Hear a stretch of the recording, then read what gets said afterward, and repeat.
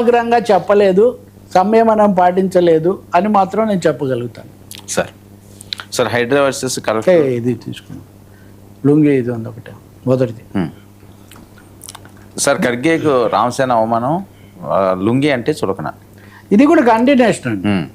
ఇప్పుడు లుంగి అంటే ఏంటి, నిన్న పార్లమెంట్లో సుష్మితా దేవి అనేటటువంటి బీజేపీ ఎంపీ సిపిఎం రాజ్యసభ సభ్యుడు జాన్ బ్రిటాస్, నిన్న కూడా మనం మాట్లాడాము ఆయన గురించి ఒక విషయంలో. జాన్ బ్రిటాస్ గురించి ఆయన ఇన్కమ్ ట్యాక్స్ మీద, ఆదాయ పన్ను మీద ఏదో సవరణ పెడితే ఈ లుంగి వాళ్ళని మనం పట్టించుకోకూడదు, ఏ లుంగి వాళ్ళకు చూడదు అని చెప్పి ఆమె చెప్తుంది. షాక్ అయ్యారు అందరూ. ఈ లుంగి వాళ్ళని ఈ చులకన భావన ఏంటండి? లుంగి కట్టుకున్నాడు మనిషి కదా, టక్కు బుక్కు ఇదంతా చేసుకోవాలా, లేకపోతే ఉత్తరీయం వేసుకొని పూర్తి జరీ పని చేసుకున్న వాడే మనిషి ఏంటిది?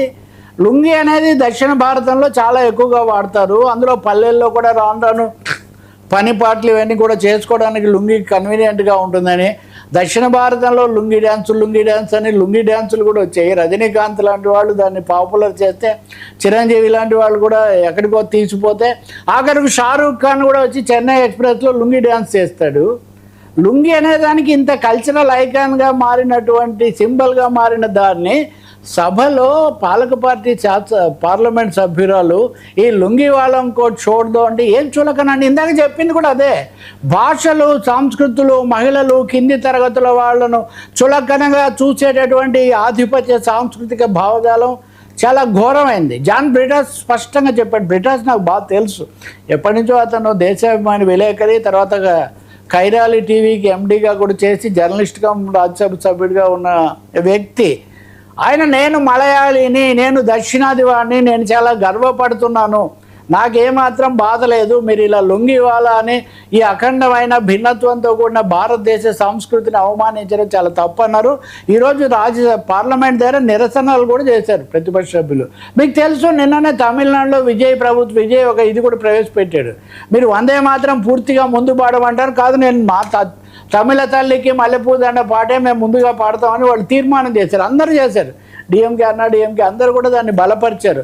సో దక్షిణాదిని చులకన చేసేటటువంటి ఈ పని, ఈ మాటలు చాలా ఘోరమైనవి. అది అయిన తర్వాత సభాపతి స్థానంలో ఉన్న ఉపరాష్ట్రపతి రాధాకృష్ణన్ కూడా జోక్యం చేసుకొని భారతదేశంలో భిన్నమైన సంస్కృతులు ఉంటాయి, ఇట్లా చులకన చేస్తూ మాట్లాడకూడదు, అయితే ఆమె ఏం చెప్పేదో కూడా విందాం మనం, అది ఇది అన్నది. This is one part.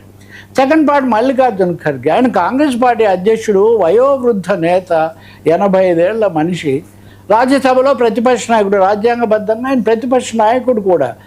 సరే, ఆయన ఉత్తరాఖండ్లో హర్ద్వేల్ అనే ఒక చోటుకి వెళ్ళి సభలో పాల్గొన్నాడండి, రామ్లీలా మైదానంలో.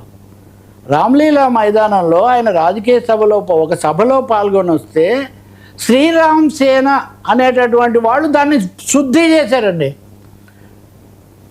ఖర్గే వచ్చినందుకు, కాంగ్రెస్ అధ్యక్షుడు ఖర్గే వచ్చినందుకు అది అపవిత్రమైపోయిందని దాన్ని శుద్ధి చేశారు, పరిశుద్ధం చేశారు.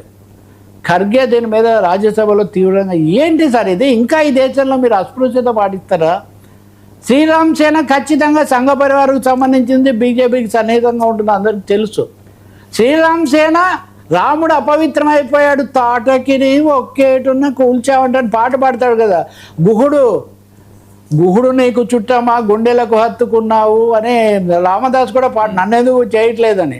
సో గుహుడిని కూడా హత్తుకున్నటువంటి పరిస్థితి అక్కడ ఉంటే, ఇంకా శంభుకుడిని కూడా చంపాడు, అది వేరే విషయం, అది వేరే చర్చ. కానీ ఇక నా ప్రశ్న ఏమంటే, ఖర్గే వచ్చినందుకు అది అపవిత్రం అయిపోయిందని శుద్ధి చేయటం ఎలాంటి ఘోరమైన విషయం? ఈ సాంస్కృతిక వైవిధ్యం ఏమైపోతుంది?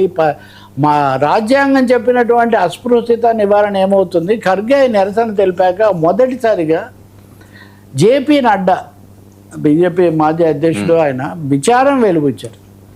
విచారం వెలిబుచ్చి ఇలా జరిగి ఉండకూడదు, దీని మీద మేము పూర్తి విచారణ ఈయన బ్రిటాస్ రాజ్యసభ సభ్యుడే, ఈయన కూడా రాజ్యసభ సభ్యుడే. అంటే ఎంత ఏకపక్షంగా తయారవుతుంది రాజకీయము. జాతులు, ప్రాంతాలు, కులాలు, వీటన్నిటిని చులకన చేసి అవమానించే, శుద్ధి చేయడం ఏంటండి ఇది? నిజంగా మీరు కూడా చూసే ఉంటారు, చాలా ఘోరమైన విషయం కదా. ప్రతిపక్ష నాయకుడిది ఏం కులం అని మనం చూస్తామా?